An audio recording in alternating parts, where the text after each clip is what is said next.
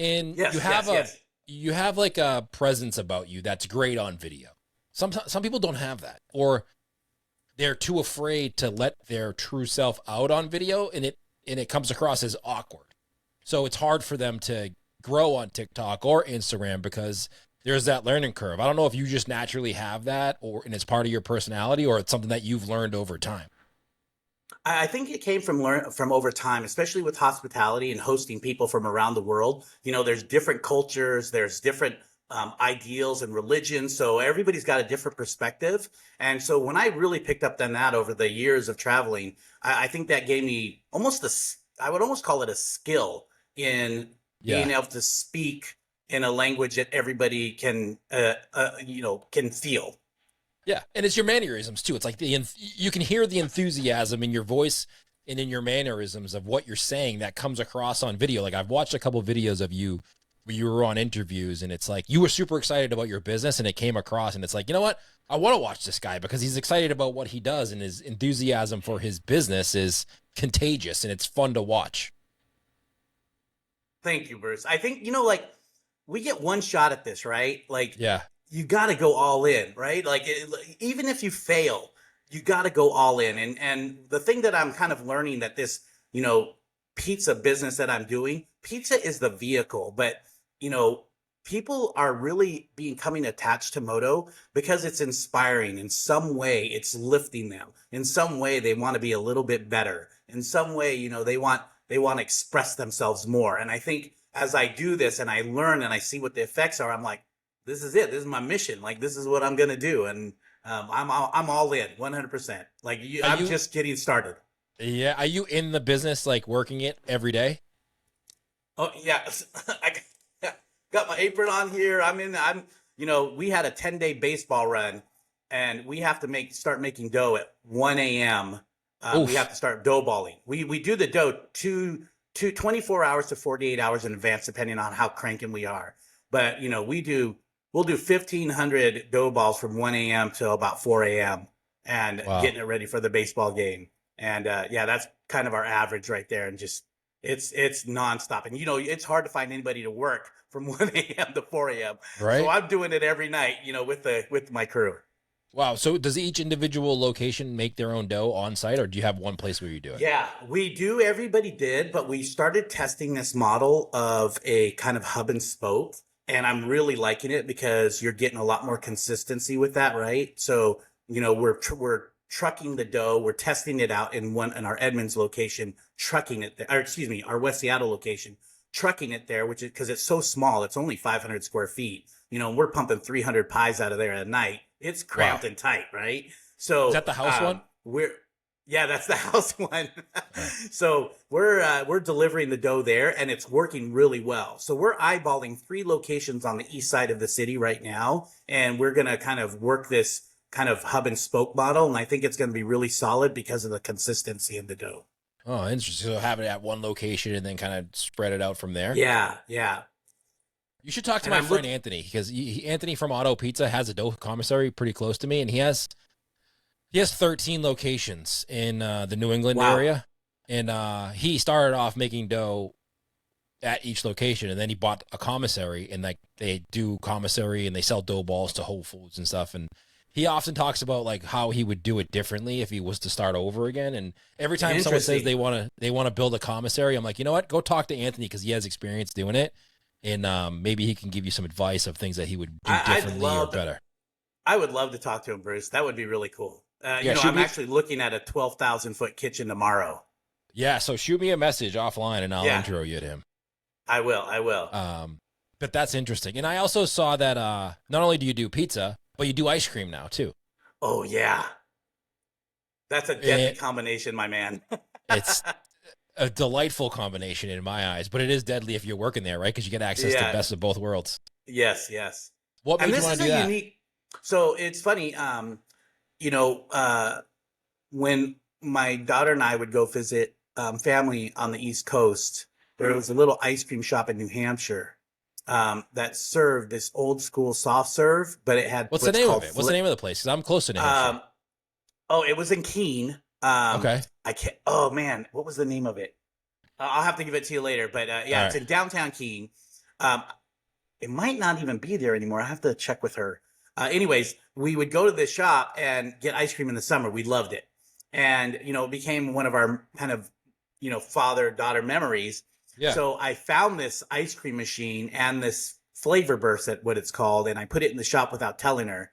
And so she came out here and, when I opened the shop, and she was just bawling because she thought it was so cute that we, did that ice cream. So it's really an homage to my daughter, this ice cream idea. And you sell that in all the shops? Oh yeah. And I bake our own cones. Yeah. We Well, you sell do? out of them because they're yeah. It's called the Kurtos Kolac. When I'm in my backpacking travels through Europe, it's a Yeah. recipe actually that originates out of Transylvania from like 1782. Oh, But wow. it's like almost like a cho or a dough cone with egg in it, and they grill it over a fire, and then they coat the inside of it with chocolate or with cream. And I was like, oh, that would be a great idea to put soft serve in. And That so sounds that's amazing. become it really is. I tried to serve it warm, but it would melt the ice cream too quickly, so I had to let it cool off. But it's still delicious when it's cool. Do you sell a ton of ice cream now too that you started that? Oh yeah. Like we when we started at the baseball game, we weren't ready and everything was going wrong, of course, when you open up a little, because we have a separate ice cream stand, and we sold over like 600 ice cream cones, in like Wow. 3 hours. So yeah, it was crazy. So it's going really fast. And I do unique things like on my soft serve, I make my own garlic chili oil, and Yeah. I put that on top with it's kind of becoming my trademark with fried chicken skin crumbs. What? Yeah. That sounds crazy. It is crazy, but it's so delicious. When you come out here, I'll hook you up. All right, I'm definitely gonna do that. What do you like? Like? First of all, my question is like, what do you like better, pizza or ice cream? And then I have a follow up question after that. Definitely pizza. Like that's my jam. Like if Yeah, I was only given one food to eat, in the rest of my life, it would definitely be pizza, without a I'm doubt. with you. And It's yeah, pasta comes a close second, but it's yeah. pizza. I could eat pizza every day. I don't know if I could eat pasta every day, but I like Yeah, pasta. But pizza's so versatile that you could make it so differently every time that you wouldn't feel absolutely. like you're eating pizza every day. Yeah, absolutely. My other question about it is like, what's easier to do? Is it easier to do pizza or ice cream? The cones are pretty unique in the way that I make them, but pizza's just natural for me. So I can do pizza easier than anything I can do. So, but I say that with the hint of, and you know this, right? Like you could screw it up in any 1,000 different ways if you're not Totally. careful. I think the dough is the most important thing, right? Like that's the thing that Absolutely. could screw up the whole thing. Because if the dough is on point, then you're good to go. Kind of like Yeah, I was talking to somebody too before this, and I was like, you know what? The dough is the most important thing. You got to get that right because if you get that wrong, nothing else can fix it. But if it's right, anybody can kind of put toppings on a pizza. You can train them at least to do it. The dough is the most important thing. absolutely. And you also have some unique pizza combinations. I'd love to hear I the do. story behind how you came up with those ideas and like what goes into the process of like, well, all right, we're gonna create a new pizza. Where do you come up with these combos? So I'm Filipino. I was born in the Philippines. I'm a Navy brat. My mother um, cooked for us regularly, but we didn't have a lot of money, so she was always really creative. And so when she was creating, her, dishes on a very limited budget, she had to be creative, and I think I picked that up from her. And like my pork belly, which is in Philippines, it's called the lechon kawali, which is a fried and roasted and then fried pork belly. And I use banana ketchup, which is a condiment in the Philippines that's commonly used. So these are like common things that I'm used to, that I've been around. And then seafood, I was raised in these waters in Seattle, and I fished them my whole life. And so I love seafood, and I just always wanted to do something. And so my first pizza was a Dungeness crab pizza. Well, that was, I've got a lot of love for the East Coast. So, the New England crab roll, lobster roll was something I have fond memories of. And I just love that simple, butter and lemon. I'm not a big mayonnaise fan, so some people Yeah, might yeah. get after me on that one, but I love the simplicity of the butter and the dill. I just thought it was gorgeous. And so I kind of modeled my crab pizza after that. And now I have a clam chowder pizza, and I have a spicy shrimp pizza, and I'm working on an octopus pizza. Oh wow. So is it hard to get people to order those, or are they just so unique that Oh they just no, go right to them? Yeah. my crab is my number two seller. Is it really? Yeah, yeah, it's surprising. Wow. That's interesting that people, so it does, like, you can think outside the box and you don't have to follow a certain trend or be a group of people who say you can't put this on a pizza or you can't put that on a pizza. Like could put anything on there. Yeah, I think so. But I think the thing is, like, I think a lot of like um, people who make pizzas, both professional and amateur, just kind of throw things on there with the idea of like, oh, this will taste good.